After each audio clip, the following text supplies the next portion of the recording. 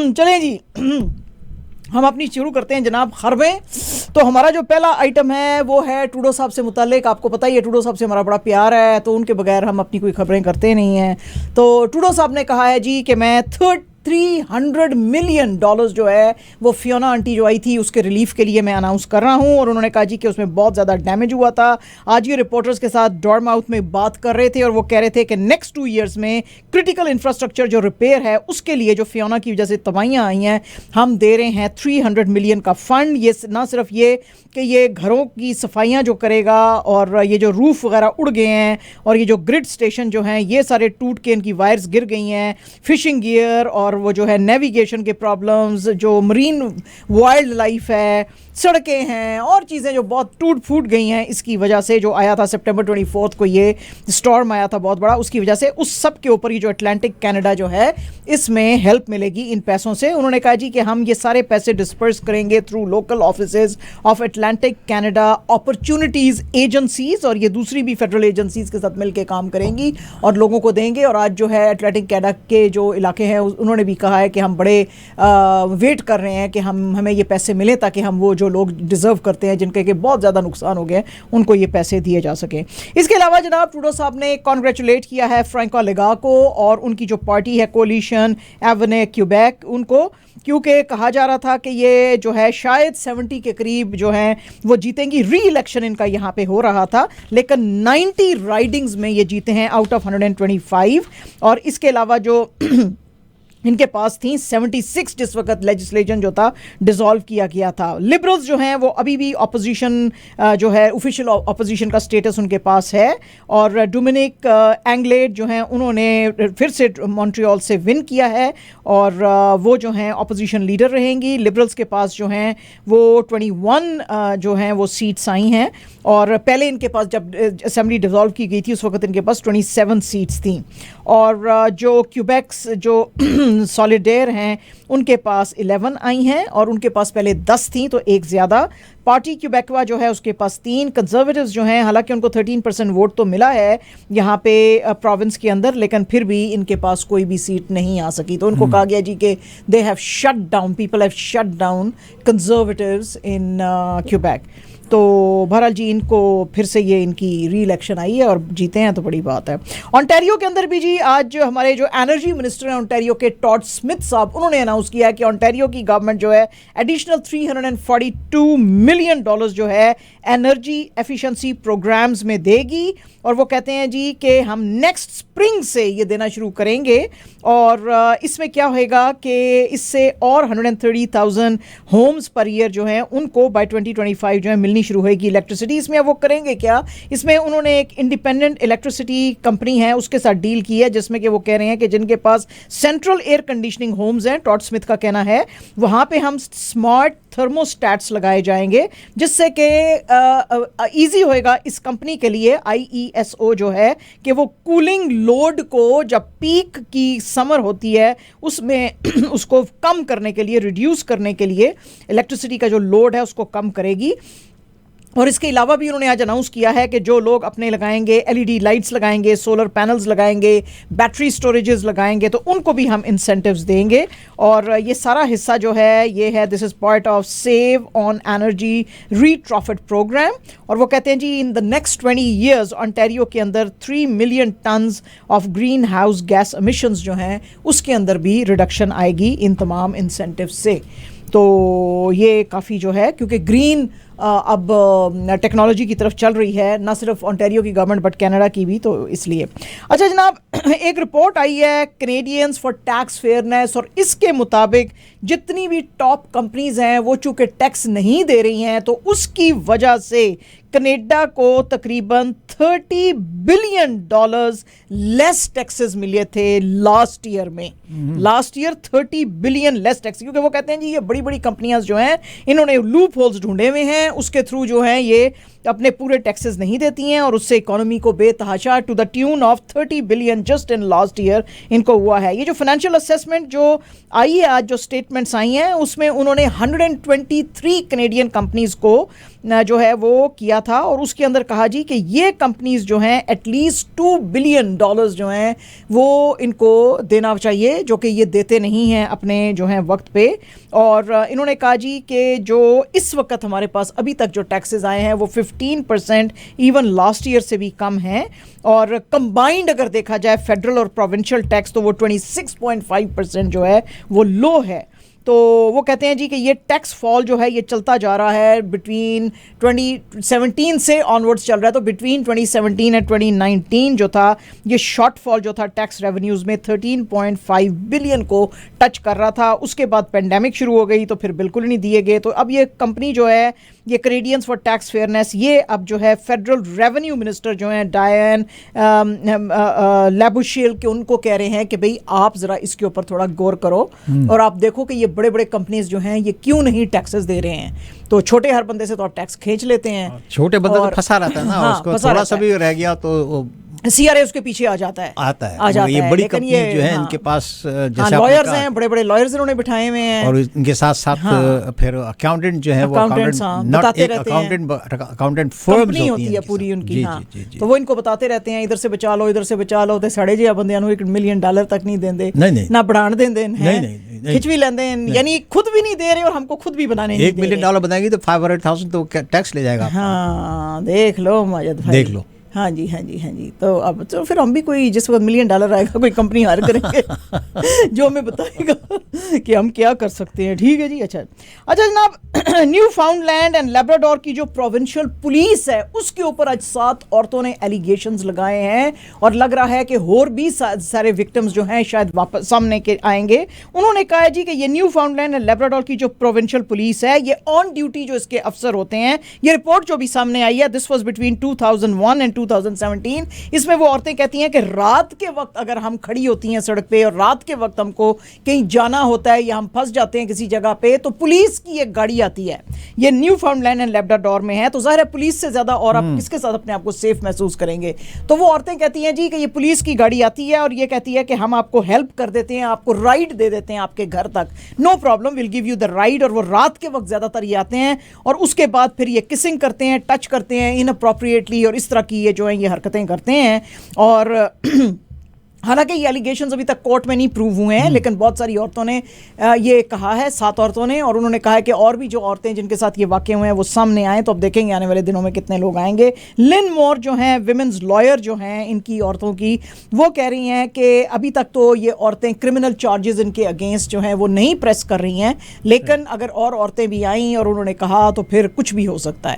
तो बहरहाल ये अभी रिपोर्ट सामने आई है विच इज़ वेरी ग्लेयरिंग कि पुलिस अफसर भी अगर गलत काम में, जिनका काम है लॉ एंड ऑर्डर मेंटेन करना और औरतों की हिफाजत करना, वो इसमें इन्वॉल्व हैं, तो फिर कैसे चलेगा।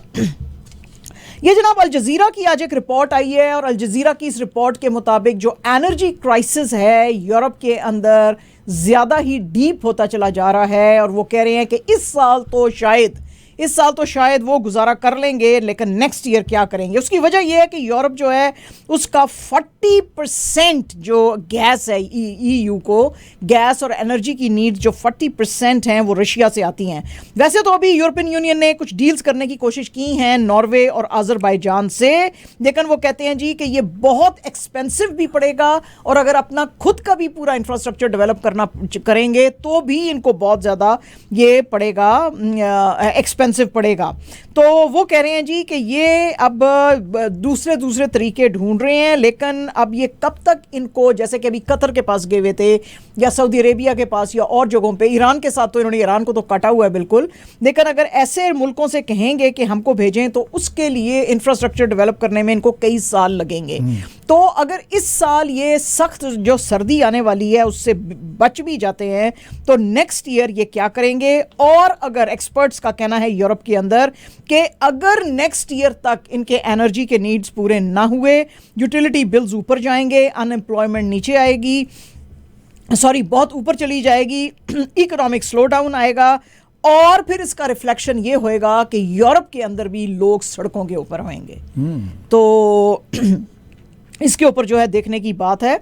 और वो कह रहे हैं जी कि आप फिर गवर्नमेंट्स ये भी कर सकती हैं कि घरों को कहें कि हम आपको हीटिंग नहीं दे रहे हैं, फिर वो सिर्फ जो बड़ी बड़ी कंपनीज और जो ऑर्गेनाइजेशंस और जो इंडस्ट्री है उसको फिर वो देंगे। अभी टेम्परेचर तो कंट्रोल भी करना शुरू कर दिए हैं, लेकिन फिर वो कहते हैं जी कि अगर बिल्कुल ही इनका कुछ भी ना बन सका तो फिर बहुत मुश्किल हो जाएगी। ठीक है जी। ब्लूमबर्ग की आज एक रिपोर्ट है जी, और ब्लूमबर्ग की इस रिपोर्ट के मुताबिक ओपेक प्लस जो कि अब कल वेंसडे को एक मीटिंग करने वाले हैं, लेकिन उस मीटिंग से पहले ही कुछ जो सोर्सेज हैं उन्होंने ब्लूमबर्ग को बताया है कि ओपेक प्लस अपने जो ऑयल प्राइसेस है उनको $3 पर बैरल ऊपर करने जा रहा है, और वो कह रहे हैं जी कि इसके अलावा हम कट करने लगे हैं अपनी production 1 million barrels per day. 100, आपको पता ही है कि हमने आपको बताया था कि अभी कुछ दिन पहले, मतलब एक महीना आप समझ लें, एक महीना पहले इन्होंने कहा था 100,000 बैरल्स पर डे जो है हम रिड्यूस कर रहे हैं, जो कि वो कह रहे थे कुछ इतना ज़्यादा नहीं है, क्योंकि फिर अमेरिका के कहने पे सऊदीज ने ये भी कहा था कि 100 मिलियन बैरल्स पर डे हम बढ़ा भी रहे हैं, तो 100,000 हम बढ़ा भी रहे हैं, लेकिन अब ये अगर 1 मिलियन बैरल्स पर डे कम करना शुरू कर देंगे तो इससे जो दुनिया के अंदर पेट्रोल की प्राइसेस बहुत ऊपर जाएंगी, और इसीलिए आज का कंसर्न था यहाँ पे कनाडा में भी, तो वो एक्सपर्ट्स कह रहे हैं कि आप आज ही गैस भरवा लें, लेकिन आज कितनी भरवाएंगे, अगले 10 दिनों के लिए तो नहीं भरवा सकते ना, तो आने वाले कुछ दिनों में बहुत गैस की प्राइसेस फिर ऊपर जो है, आज रात को 10 सेंट बढ़ेगी, कल 3 सेंट बढ़ेगी, और फिर बढ़ती चली जाएगी, ऊपर जाते जाएंगे। ठीक है जी। अच्छा जी, ऑस्ट्रेलिया का जो सेंट्रल बैंक है, जो रिजर्व बैंक ऑफ ऑस्ट्रेलिया, उसने तो आज कुछ अलग ही काम किया। आपको पता ही है कि इन्फ्लेशन दुनिया में बेतहाशा है, और लोग जो हैं ओवरनाइट लेंडिंग रेट्स जो हैं वो बढ़ाते जा रहे हैं, और यही सोचा जा रहा था आज 4 अक्टूबर को इन्होंने अनाउंस करना था अपना, रिजर्व बैंक ऑफ ऑस्ट्रेलिया ने, कि हम जो है अपने रेट्स बढ़ाएंगे, तो लोगों का ख्याल था टू टेम इन्फ्लेशन ये शायद ज्यादा करेंगे, लेकिन आज इन्होंने उल्टा काम किया है। रिजर्व बैंक ऑफ ऑस्ट्रेलिया ने आज 0.25% एज से सिर्फ जो है, हाँ वो जो है ओवरनाइट लेंडिंग रेट जो है अपना, तो वो कह रहे हैं कि भाई ये क्या कर रहा है, ये बैंक क्या कर रहा है। तो बैंक के ऑफिशियल्स के साथ तो उनकी ये भी बात नहीं हुई है जिन्होंने ये रिपोर्ट लिखी है, मगर वो कह रहे हैं जी कि हमने जब इनसे बात की है ऑफिशियल्स के साथ, तो उन्होंने कहा जी ऑलरेडी इन्फ्लेशन बहुत ज़्यादा है, मॉर्गेज रेट्स जो हैं ऑलरेडी बहुत ज़्यादा है, तो अगर हम अपने ओवरनाइट लेंडिंग रेट्स बढ़ा देंगे, उन्होंने कहा जी इन्फ्लेशन को कम करने के लिए ही तो ओवरनाइट लेंडिंग रेट बढ़ाया जाता है। तो बैंक ने कहा, रिजर्व बैंक ऑफ ऑस्ट्रेलिया ने कहा कि हम नहीं बढ़ा रहे हैं अपने रेट्स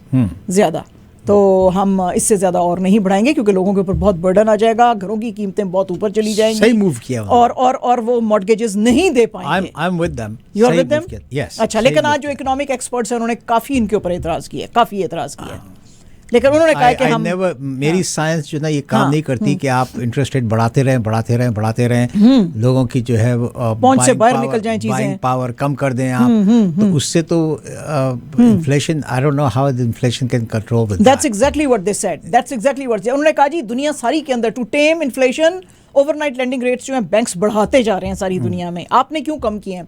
तो उन्होंने उसका जवाब एग्जैक्टली यही दिया जो आप कह रहे हैं कि इन्फ्लेशन ऑलरेडी ज्यादा है, मॉर्गेज रेट और ऊपर चले जाएंगे, लोग घर नहीं खरीद सकेंगे, चीजें नहीं तो इसलिए हम जो है ज्यादा नहीं बढ़ा रहे हैं। ठीक है जी। तो हालांकि सोचा जा रहा था कि शायद 0.50 परसेंटेज पॉइंट्स ये बढ़ाएंगे, नहीं, इन्होंने 0.25 ही बढ़ाया। अच्छा जनाब, अब बड़ा एक इनोवेटिव काम करने लगी है यूरोपियन यूनियन की पार्लियामेंट। आज उन्होंने कहा है, हालांकि ये चेंजेस बड़े अरसे से लाइन में थी, लेकिन आज इन्होंने अब फॉर्मली इसको अनाउंस कर दिया है। एक न्यू रूल पूरे ईयू के लिए ये अनाउंस कर रहे हैं कि एक सिंगल चार्जिंग पोर्ट होएगा, जिसके के अंदर आप अपने फ़ोन भी और अपनी दूसरी मशीनें भी और अपने कंप्यूटर्स भी, हर चीज उसके अंदर जो है आप चार्ज कर सकेंगे, हर चीज। अच्छा, इसका सबसे बड़ा जो नुकसान है ये एप्पल को आएगा। उसकी वजह ये है कि जो USB-C कनेक्टर्स जो होते थे, जो एप्पल वगैरह के होते थे, वो एंड्रॉयड जो थे फोन्स या दूसरे फोन जो थे वो यूज नहीं कर सकते थे, उनके जो कंप्यूटर्स थे वो नहीं कर सकते थे, उनके गैजेट्स दूसरे नहीं यूज कर सकते थे। एप्पल जो है अब इसको बड़ा नुकसान होने वाला है, क्योंकि एप्पल के जो आईफोन्स हैं और जो उसकी अदर डिवाइसेस हैं वो सारों के जो हैं अपने चार्जर्स हैं, उनके डिफरेंट है। तो अगर पूरे ईयू के अंदर उन्होंने एक तरह की USB-C कनेक्टर्स बना दिए तो फिर इनके जो हैं वो नहीं चल सकेंगे, जिसकी की वजह से एप्पल को बहुत ज्यादा चैलेंज आएगा।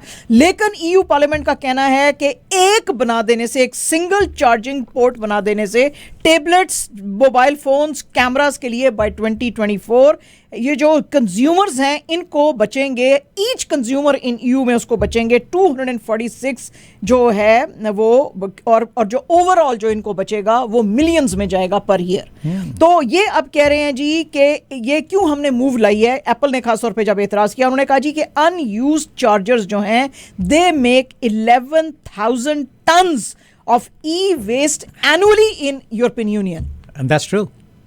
तो ये आप फेंकते जाते हैं, यूज नहीं हो रहा, खराब हो गया, फेंक दिया, यूज नहीं हो रहा, खराब हो गया, फेंक दिया, दूसरा ले लिया। तो वो कहते हैं ये जब एक ही होएगा, उसमें सब में एक ही में चलेंगे, तो वो बनाया ही ऐसे जाएगा कि वो खराब ही ना होए। अगर वो खराब उसका हो गया तो wastage आपके नहीं सारे के सारे गैजेट्स बस बंद, शट डाउन हो जाए। हाँ, बस फिर बैठे रहो आराम नाल। That's a drawback of that. हाँ, ये ड्रॉबैक है बिल्कुल। वही जैसे कहते हैं ना जी स्मार्ट होम्स बना दें, हाँ तो जी। वो ऐड भी बल्कि उसका दिखाते हैं स्मार्ट होम्स का। कभी आप कोई मूवी देख रहे हो यूट्यूब के ऊपर तो वो बताते हैं कि वो स्मार्ट होम है सारा।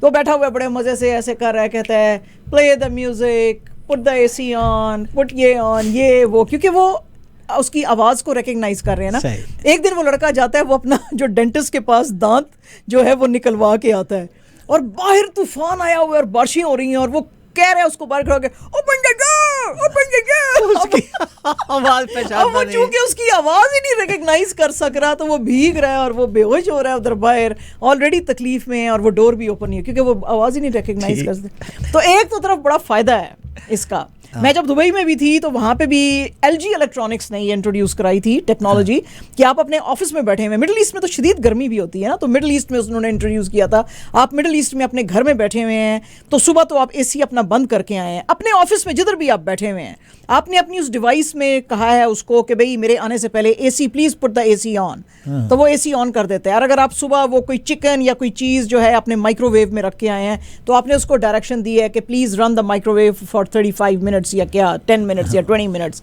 बाय द टाइम आप घर जाएंगे तो आपका खाना जो है वो बना होगा। लेकिन जिस दिन आपको देर हो गई देर हो गई, बस फिर उड़ गया उस दिन और घर आप आपका। आप जो है आसिफ कह रहे shut it of, shut it of, हाँ, शट इट करना नहीं है ऑफ, फिर उसने। हाँ। उसने सुनना ही नहीं है। या तो फिर ये स्मार्ट टेक्नोलॉजीज के फायदे भी हैं और फिर नुकसान भी हैं। You got it. हाँ, ठीक है जी। तो बहुत ज्यादा भी स्मार्ट होने की जरूरत नहीं है।